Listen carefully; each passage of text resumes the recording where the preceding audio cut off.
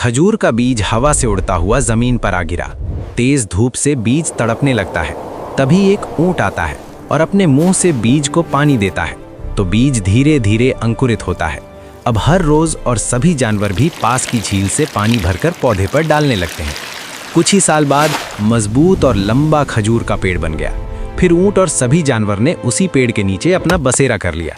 एक दिन एक आदमी पेड़ को काट कर ले जाता है। बेचारे जानवरों का घर उजड़ गया।